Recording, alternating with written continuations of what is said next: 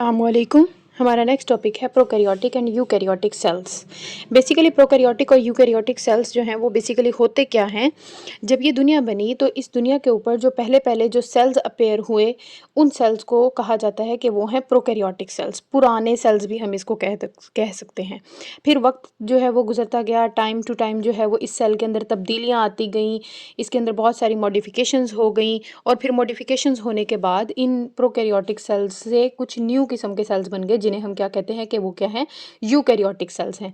तो इस दुनिया में दो किस्म के सेल्स मौजूद हैं जिसे हम प्रोकैरियोटिक एंड यूकैरियोटिक सेल्स कह सकते हैं। ठीक है, तो प्रोकैरियोटिक पुराने सेल्स को कहा जाता है और यूकैरियोटिक न्यू सेल्स को कहा जाता है। इनमें इन दोनों सेल्स में जो है वो कुछ सिमिलैरिटीज़ भी हैं और डिफरेंसेस भी हैं। ठीक है, तो हमने बेसिकली उन सिमिलैरिटीज़ मतलब उन दोनों के अंदर क्या क्या चीज़ें जो है वो कॉमन है, इन दोनों में कौन कौन सी चीज़ें जो है वो एक जैसी हैं, और डिफरेंसेस इन दोनों में जो है वो क्या क्या जो है वो चीज़ें अलग हैं। इन चीज़ों को हमने जो है वो इस टॉपिक में डिस्कस करना है। तो सबसे पहले सिमिलैरिटीज़ देख लेते हैं। Similarities between the prokaryotic and the eukaryotic cell. Prokaryotic और यूकैरियोटिक सेल के दरमियान में जो सिमिलैरिटीज़ हैं वो कौन कौन सी है। पहली सिमिलैरिटी क्या है, both prokaryotic and eukaryotic cells have DNA as genetic material. दोनों सेल्स, चाहे वो प्रोकैरियोटिक सेल है चाहे वो यूकैरियोटिक सेल है, सेल के अंदर जो है वो एक मटेरियल होता है, एक धागा सा होता है जिसे हम क्या कहते हैं, उस धागे को हम कहते हैं कि वो है डीएनए। ठीक है, वो जो धागा सा मटेरियल है, जेनेटिक मटेरियल है, वो प्रोकैरियोटिक सेल के अंदर भी पाया जाता है और यूकैरियोटिक सेल के अंदर भी पाया जाता है। इसका मतलब ये हुआ कि जेनेटिक मटेरियल जो है, जो डीएनए है, वो प्रोकैरियोटिक सेल के अंदर भी मौजूद होता है और यूकैरियोटिक सेल के अंदर भी मौजूद होता है। उसके अलावा both have plasma membrane as their covering. दोनों सेल्स, चाहे वो प्रोकैरियोटिक सेल्स हैं चाहे यूकैरियोटिक सेल्स हैं, सेल के बाहर एक कवरिंग होती है। सेल की जो बाउंड्री होती है, ये जो दीवार होती है, इसे प्लाज्मा मेम्ब्रेन कहते हैं। ठीक है, तो ये आ गई हमारे पास प्लाज्मा मेम्ब्रेन। तो प्लाज्मा मेम्ब्रेन जो है वो दोनों में होती है, यूकैरियोटिक सेल्स के अंदर भी मौजूद होती है और प्रोकैरियोटिक सेल्स के अंदर भी plasma membrane as a covering मौजूद होती है। उसके अलावा both have ribosomes for protein synthesis. Protein बनाने के लिए राइबोसोम्स की ज़रूरत होती है। ठीक है, सेल के अंदर बहुत सारी चीज़ें हैं जो प्रोटीन से मिलकर बनी हुई होती हैं, तो प्रोटीन बनाने वाला भी तो कोई बंदा होना चाहिए। तो वो जो प्रोटीन बनाने वाली चीज़ है उसका नाम है राइबोसोम्स। तो वो जो राइबोसोम्स हैं वो प्रोकैरियोटिक सेल के अंदर भी होते हैं और यूकैरियोटिक सेल्स के अंदर भी मौजूद होते हैं। ठीक है, तो ये तीन सिमिलैरिटीज़ जो हैं वो प्रोकैरियोटिक और यूकैरियोटिक सेल्स में पाई जाती हैं। उसके बाद हम डिफरेंसेस की अगर हम बात करें कि डिफरेंसेस से क्या मुराद है कि प्रोकैरियोटिक सेल और यूकैरियोटिक सेल में क्या क्या डिफरेंसेस हैं, क्या क्या चीज़ें जो हैं वो अलग हैं। ठीक है, डिफरेंट हैं। पहली जो है वो हम बात करते हैं न्यूक्लियस की। ठीक है, न्यूक्लियस बेसिकली क्या होता है, सेल नॉर्मली होता है, सेल के दरमियान में एक चीज़ होती है जिसे हम क्या कहते हैं, न्यूक्लियस कह देते हैं। ठीक है, जिसे हम न्यूक्लियस कह देते हैं। इस न्यूक्लियस के अंदर बेसिकली जो है वो डीएनए वगैरह, क्रोमोसोम वगैरह मौजूद होते हैं। तो ये जो न्यूक्लियस है, ये यूकैरियोटिक सेल के अंदर तो अच्छा सा न्यूक्लियस पाया जाता है और प्रोकैरियोटिक सेल्स जो हैं वो बेसिकली पुराने हैं, तो इस वजह से इनके अंदर वाज़िया न्यूक्लियस मौजूद नहीं होता। ठीक है, तो prokaryotic cells lack nucleus. Lack मतलब मौजूद नहीं है, प्रोकैरियोटिक सेल्स के अंदर न्यूक्लियस मौजूद नहीं होता। There DNA is present in central region. इनका जो डीएनए होता है, प्रोकैरियोटिक सेल का जो डीएनए होता है वो ऐसे ही दरमियान में यहाँ पर ऐसे पड़ा हुआ होता है और इस रीजन को हम क्या कह देते हैं, इस रीजन को हम कहते हैं कि ये क्या है, ये न्यूक्लियोइड है। ठीक है, प्रोकैरियोटिक सेल्स पुराने सेल्स हैं, इस वजह से उनके अंदर जो है वो नए नए सेल्स इस दुनिया में बने थे, तो उनके अंदर न्यूक्लियस नहीं बना था। तो जब न्यूक्लियस नहीं बना था तो उनका डीएनए जो था वो ऐसे ही सेल के दरमियान में पड़ा हुआ था, जिस रीजन को हम क्या कह देते हैं कि ये क्या है, ये न्यूक्लियोइड है। उसके अलावा अगर हम यूकैरियोटिक सेल की बात करते हैं तो यूकैरियोटिक सेल्स जो हैं वो बहुत ज़्यादा मॉडिफिकेशंस के बाद बने हैं, मतलब इनके अंदर बहुत सारी अच्छी अच्छी तब्दीलियां आ चुकी थी। तो यूकैरियोटिक सेल्स के दरमियान में जो है वो एक वाज़िया सा, प्यारा सा, अच्छा सा न्यूक्लियस मौजूद होता है। न्यूक्लियस के इर्द गिर्द न्यूक्लियर इन्वेलप होता है, बड़ा मॉडिफाइड किस्म का न्यूक्लियस मौजूद होता है यूकैरियोट्स में। ठीक है, पहला ये डिफरेंस हो गया। उसके बाद अगर हम नंबर ऑफ क्रोमोसोम्स की बात करें, number of chromosome, basically chromosome होता क्या है, सेल के दरमियान में जो डीएनए पड़ा हुआ होता है, डीएनए ऐसे धागे की शक्ल में होता है। ठीक है, इस धागे की शक्ल को हम कहते हैं कि ये है क्रोमाटिन। लेकिन कुछ फेजेस में सेल में जो है वो ये क्रोमाटिन जो है वो इकट्ठा हो जाता है और कुछ ऐसी शक्ल बना लेता है, ठीक है। इस शक्ल को हम कहते हैं कि ये है क्रोमोसोम्स, ठीक है। तो जब प्रोकैरियोटिक सेल्स के अंदर न्यूक्लियस ही वाज़ह नहीं था, इनका जो डीएनए जो है वो ऐसे ही पड़ा हुआ था, डीएनए जो है वो ठीक से जो है वो कंडेंस फॉर्म में भी नहीं, मतलब क्रोमोसोम इनके अंदर ठीक से होते ही नहीं है प्रोकैरियोटिक सेल्स में। पुराने सेल्स है ना, नई नई चीज़ बनी हुई होती है, तो नई नई चीज़ कैसे बनी हुई होती है, तो वो जो है वो क्रोमोसोम हम ऐसे कह सकते हैं कि ट्रू क्रोमोसोम इसके अंदर होते ही नहीं है। तो they have one but not true chromosome, इनके अंदर जो है वो एक ही धागेदार मटेरियल लंबा सा होता है, और ऐसे हम कह सकते हैं कि वो क्रोमोसोम नहीं है, ठीक है। लेकिन यूकैरियोट्स की बॉडी के अंदर they have more than one chromosomes. Eukaryotes की बॉडी के अंदर एक से ज़्यादा न्यू क्रोमोसोम्स जो हैं वो पाए जाते हैं, जैसे कि ह्यूमंस के अंदर जो है वो 46 क्रोमोसोम्स पाए जाते हैं, ठीक है। मतलब ऐसी शक्ल वाले 46 होंगे। तो इस तरह करके जो है वो यूकैरियोट्स और प्रोकैरियोट में दूसरा डिफरेंस हो गया कि इनमें प्रोकैरियोटिक सेल्स में एक ही क्रोमोसोम, लेकिन ना मतलब कंप्लीटली क्रोमोसोम वो नहीं है, और यूकैरियोटिक सेल के अंदर जो है वो एक से ज़्यादा क्रोमोसोम्स पाए जाते हैं। उसके बाद जो नेक्स्ट पॉइंट है, हमने पहले न्यूक्लियस डिस्कस कर लिया, उसके बाद हमने क्रोमोसोम नंबर डिस्कस कर लिया कि प्रोकैरियोटिक और यूकैरियोटिक में कितने क्रोमोसोम्स होते हैं। उसके बाद थर्ड पॉइंट हमारा ये है कि सेल टाइप कौन सी होती है, ठीक है। जो प्रोकैरियोटिक सेल्स होते हैं वो सारे जितने भी प्रोकैरियोटिक सेल्स हैं वो सब के सब जो हैं वो क्या होते हैं, वो यूनिसेलुलर होते हैं, मतलब वो एक ही सेल पे मुश्तमिल होते हैं और एक ही सेल इनकी पूरी ज़िंदगी जो है वो बनाता है, ठीक है। लेकिन यूकैरियोटिक सेल्स की अगर हम बात करें तो यूकैरियोटिक सेल्स के अंदर, प्रोकैरियोटिक सेल्स पुराने सेल्स हैं तो वो उनके अंदर एक ही सेल है, ठीक है। लेकिन यूकैरियोटिक सेल्स के अंदर मॉडिफिकेशंस आ चुकी थी, तो यहाँ पर जो है वो यूकैरियोटिक सेल्स में बहुत सारे सेल्स आपस में इकट्ठे हो जाते हैं और इन एक जो है वो पूरा ऑर्गेनिज्म बना देते हैं। तो हम ऐसे कह सकते हैं कि यूकैरियोटिक सेल्स जो होते हैं वो क्या होते हैं, वो मोस्टली मल्टी सेलुलर होते हैं, ठीक है। तो prokaryotic cell they are usually unicellular, ये ज़्यादातर जो हैं वो यूनिसेलुलर होते हैं, और eukaryotic cells they are usually multicellular, ये ज़्यादातर जो हैं वो क्या होते हैं, मल्टी सेलुलर होते हैं। फिर उसके बाद फोर्थ पॉइंट हमारा है मेम्ब्रेन बाउंडेड ऑर्गेनेलीज। ये बेसिकली ऑर्गेनेलीज होते क्या हैं, सेल होता है, सेल के अंदर भी छोटी छोटी सी चीज़ें जो हैं वो मौजूद होती हैं, ठीक है। और इन चीज़ों के इर्द गिर्द जो है वो मेम्ब्रेन मौजूद होती है, ठीक है। कुछ ये जो छोटी छोटी चीज़ें हैं इन्हें बेसिकली हम ऑर्गेनेलीज कहते हैं, ठीक है। सेल है, सेल के अंदर जो छोटी छोटी चीज़ें हैं उन्हें हम ऑर्गेनेलीज कहते हैं, और काफ़ी ऑर्गेनेलीज जो हैं वो ऐसी होती हैं जिनके बाहर एक और कवरिंग मौजूद होती है, जिन्हें हम मेम्ब्रेन बाउंड ऑर्गेनेलीज कह देते हैं कि जी इनके इर्द गिर्द जो है वो इनकी अपनी मेम्ब्रेन भी मौजूद है। तो इनकी अपनी भी मेम्ब्रेन मौजूद है, तो मतलब ये मेम्ब्रेन बाउंड ऑर्गेनेलीज हैं। तो प्रोकैरियोटिक सेल्स पुराने सेल्स हैं, तो इनके पास ऐसे ऑर्गेनेलीज मौजूद नहीं थे जिनके इर्द गिर्द जो है वो मेम्ब्रेन बाउंड ऑर्गेनेली जो होंगे, ठीक है, वो मौजूद नहीं थे कि जिनके इर्द गिर्द जो है वो मेम्ब्रेन मौजूद होती।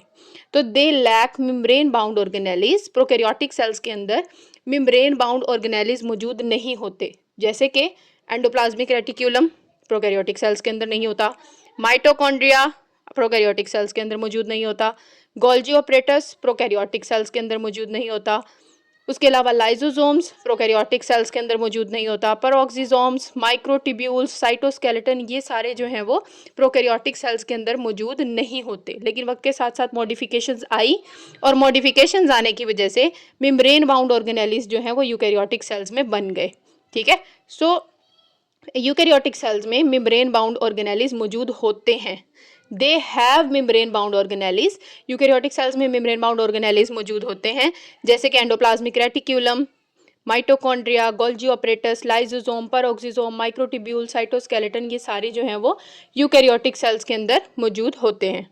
फिर उसके बाद हम राइबोसोम्स की बात करते हैं। हमने 4 पॉइंट्स डिस्कस कर लिए। उसके बाद हम राइबोसोम्स की बात करते हैं कि राइबोसोम्स बेसिकली होते क्या हैं। सेल के अंदर बहुत सारी चीज़ें, सेल के अंदर जो होती हैं वो बहुत सारी चीज़ें प्रोटीन से मिलकर बनी हुई होती हैं, और वो प्रोटीन बनाने वाला भी तो कोई बंदा होना चाहिए ना, तो वो राइबोसोम्स होते हैं जो हमें प्रोटीन बना के देते हैं हमारे सेल्स के लिए, हमारी बॉडी के लिए। तो वो जो राइबोसोम्स हैं वो प्रोकैरियोटिक सेल्स के अंदर भी मौजूद होते हैं और यूकैरियोटिक सेल्स के अंदर भी मौजूद होते हैं, लेकिन प्रोकैरियोटिक सेल्स पुराने सेल्स हैं तो इनके अंदर जो राइबोसोम्स हैं उनका साइज़ क्या है, छोटा है। और यूकैरियोटिक सेल्स में वक्त के साथ साथ मॉडिफिकेशंस आती गई तो उनके अंदर जो राइबोसोम्स का साइज़ जो होता है वो क्या है, वो बड़ा है। ठीक है, तो prokaryotic cell small size ribosomes are present. Prokaryotic cell में छोटे साइज के राइबोसोम्स जो हैं वो प्रेजेंट होते हैं और यूकैरियोटिक सेल्स के अंदर large size ribosomes are present. Eukaryotic cell में राइबोसोम्स का साइज क्या होता है, बड़ा होता है। ठीक है, राइबोसोम्स जो है वो बेसिकली दो यूनिट्स से मिलकर बना होता है, एक बड़ा यूनिट होता है और एक छोटा यूनिट होता है। ठीक है, तो ये जो कंप्लीट है इसका, तो कंप्लीट राइबोसोम इसका साइज क्या होता है, प्रोकैरियोटिक सेल में 70s होता है, लेकिन यूकैरियोटिक सेल्स में the complete ribosome is 80s। जो कंप्लीट राइबोसोम होता है वो थोड़ा बड़ा हो जाता है और इसका साइज क्या हो जाता है, 80s हो जाता है। ठीक है, उसके अलावा क्लोरोप्लास्ट, क्लोरोप्लास्ट क्या है, क्लोरोप्लास्ट भी सेल के अंदर पाए जाने वाला एक ऑर्गेनेली है। सेल के अंदर छोटी छोटी चीज़ें मौजूद होती हैं जिन्हें हम क्या कहते हैं कि ये क्या है, सबसेलुलर ऑर्गेनेलीज हैं। उनमें से एक ऑर्गेनेली है जिसका नाम है क्लोरोप्लास्ट। ठीक है, क्लोरोप्लास्ट ऐसा ऑर्गेनेली है जिसके अंदर जो है वो क्लोरोफिल होता है। ठीक है, क्लोरोफिल मौजूद होता है। तो शुरू में जब पुराने सेल्स बने, जब इस दुनिया में पुराने सेल्स बने तो उनके अंदर क्लोरोप्लास्ट मौजूद नहीं था। ठीक है, उनके अंदर क्लोरोफिल ऐसे ही साइटोप्लाज्म के अंदर बिखरा हुआ था। क्लोरोफिल एक ऐसा पिगमेंट है जिससे जो है वो फोटोसिंथेसिस करने में हेल्प करता है। फोटोसिंथेसिस बेसिकली क्या है, सूरज की रोशनी जो है वो सेल के ऊपर पड़ती है और सेल जो हैं, पौधे जो हैं वो हमें क्या करके देते हैं, खुराक तैयार करके देते हैं। ठीक है, फोटोसिंथेसिस करते हैं और फोटोसिंथेसिस के लिए क्लोरोफिल जो है वो ज़रूरी है। तो जो दुनिया में पुराने सेल्स बने, प्रोकैरियोटिक सेल्स बने, उनके अंदर क्लोरोप्लास्ट मौजूद नहीं था, तो उनका जो क्लोरोफिल था वो ऐसे ही साइटोप्लाज्म में बिखरा हुआ होता था।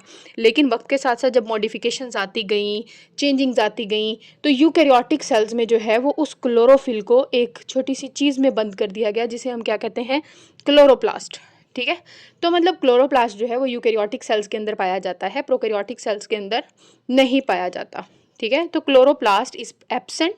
प्रोकैरियोटिक सेल्स के अंदर क्लोरोप्लास्ट एब्सेंट होता है, मौजूद नहीं होता। And chlorophyll scattered in the cytoplasm, scattered मतलब बिखरी हुई होती है। क्लोरोफिल जो है वो साइटोप्लाज्म में ऐसे बिखरा पड़ा हुआ होता है। Chloroplast is present, eukaryotic cells की बॉडी के अंदर क्लोरोप्लास्ट प्रेजेंट होता है। ठीक है, नेक्स्ट पॉइंट है सेल डिवीजन। सेल को डिवाइड कैसे करना है। ठीक है, हमारी ज़िंदगी को कंटिन्यूटी करने के लिए हमारी बॉडी को जो है वो, हमें चोट लग जाती है, फॉर एग्जांपल हमें कहीं पे चोट आ जाए, वहाँ से जो है वो हमारे सेल्स डैमेज हो गए तो उनकी जगह पर नए सेल्स आ जाते हैं। कहीं से हमारी खाल जो है वो उतर जाए, हम एक दो दिन बाद देखते हैं कि वहाँ पर जो है वो खाल दोबारा से रिपेयर हो गई है। वो रिपेयर कैसे हो जाती है, वहाँ पर नए सेल्स आ जाते हैं। तो वो जो न्यू सेल्स आ जाते हैं वो सेल डिवीजन के थ्रू बनते हैं। ठीक है, तो प्रोकैरियोटिक सेल्स पुराने सेल्स हैं, उनमें सेल जो है वो माइटोसिस या मियोसिस के ज़रिए डिवाइड नहीं करते। उन्होंने जब एक सेल से दो सेल बनना होता है तो वो बाइनरी फिशन करते हैं, मतलब एक सेल टूटता है और वो उससे दो बन जाते हैं, इस तरह होता है। तो पुराने सेल्स हैं उनके अंदर माइटोसिस या मियोसिस नहीं होती, तो cell divide by binary fission, cell जो है वो बाइनरी फिशन के थ्रू डिवाइड करता है। और यूकैरियोटिक सेल्स में सेल डिवाइड बाय माइटोसिस और मियोसिस, माइटोसिस या फिर मियोसिस के ज़रिए जो है वो यूकैरियोटिक सेल्स डिवाइड करते हैं। अगर हम सेल साइज़ की बात करें कि सेल का साइज़ क्या होता है, प्रोकैरियोटिक सेल्स जो होते हैं वो छोटे होते हैं। Their cell size is 1 to 10 micrometer, इनके सेल का साइज़ जो है वो 1 से लेकर 10 माइक्रोमीटर तक होता है। लेकिन अगर हम यूकैरियोटिक सेल्स की बात करें, ये न्यू सेल्स हैं, नए सेल्स हैं, इनके अंदर मॉडिफिकेशंस आ गई थी, तो their cell size is 10 to 100 micrometer. इनका जो साइज़ है वो 10 से 100 माइक्रोमीटर तक जो है वो हो सकता है।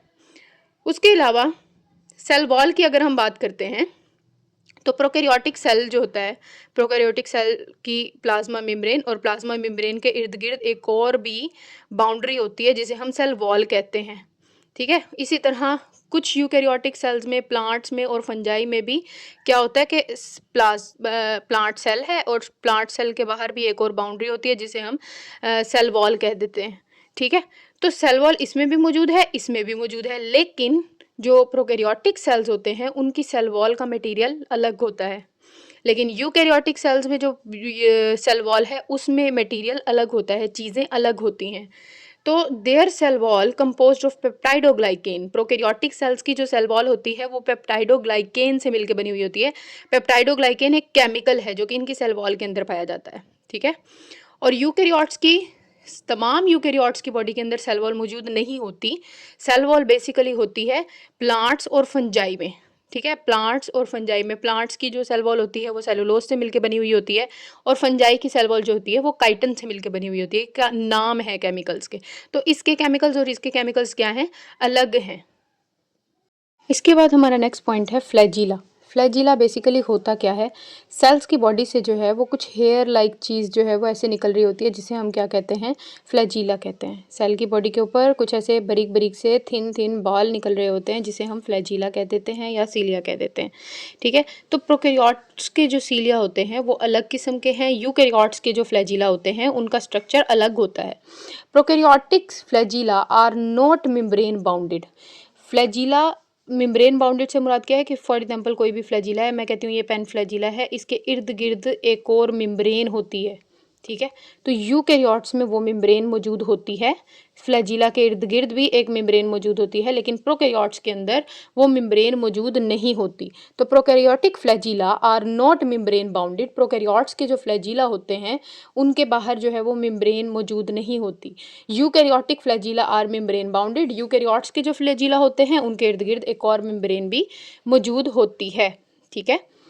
प्रोकैरियोटिक सेल में their flagella made up of flagellin protein. इनके अंदर जो फ्लैजिला बना हुआ होता है, प्रोकैरियोट्स की सेल के अंदर जो फ्लैजिला बनता है वो एक खास किस्म की प्रोटीन से बनता है, जिसे हम फ्लैजिलिन प्रोटीन कहते हैं। They do not contain microtubule triplets. इनके अंदर माइक्रोट्यूब्यूल्स से नहीं बनता फ्लैजिला, लेकिन यूकैरियोट्स की बॉडी के अंदर माइक्रोट्यूब्यूल्स से बनता है फ्लैजिला। इनके अंदर खास किस्म की प्रोटीन से मिलता है, जिसे हम फ्लैजिलिन प्रोटीन कहते हैं। And their flagella contain 2 central microtubules. Eukaryotes की जो सेल होते हैं उनमें जो फ्लैजिला पाया जाता है उनमें दरमियान में 2 माइक्रोट्यूब्यूल्स होते हैं, and surrounded by outer ring of 9 duplet microtubule. और इनके इर्द गिर्द जो है वो 2-2 माइक्रोट्यूब्यूल के ऐसे 9 पेयर होते हैं, ठीक है। 1 2 3 4 5 6 7 8 और ये 9, इस तरह करके माइक्रोट्यूब्यूल्स अरेंज होती हैं। और ये फ्लैजिला का स्ट्रक्चर जो है वो इस तरह बना हुआ होता है, माइक्रोट्यूब्यूल्स से बनता है इनका फ्लैजिला। इनका फ्लैजिला फ्लैजिलिन प्रोटीन से मिलकर बना होता है। प्रोकैरियोटिक सेल्स की अगर हम एग्जांपल्स की बात करते हैं कि प्रोकैरियोटिक सेल्स ऐसे कौन से सेल्स हैं जिनको हम प्रोकैरियोटिक सेल्स कहते हैं, वो है बैक्टीरिया और आर्किया, ठीक है। ये दोनों क्या हैं, ये प्रोकैरियोटिक सेल्स हैं। लेकिन यूकैरियोटिक सेल्स की अगर हम बात करते हैं तो protozoans, algae, fungi, animals, plants, ये सारे जो हैं वो किन सेल से मिलके बने हुए हैं, ये यूकैरियोटिक सेल्स से मिलके बने हुए हैं। मतलब ये हुआ कि जब ये दुनिया बनी तो इन पे जब पहले पहले जो सेल्स आए थे वो बैक्टीरिया और आर्किया थे, ठीक है। बैक्टीरिया या आर्किया थे, इनके अंदर मॉडिफिकेशंस आती गई आती गई आती गई, और अल्टीमेटली ये इतने किस्म के जो हैं वो यूकैरियोटिक सेल्स जो हैं वो बन गए। अगर कोई भी बात आपको समझ ना आ रही हो तो आप मुझसे पूछ सकते हैं कमेंट में। अब तक के लिए इतना ही, अल्लाह हाफिज़।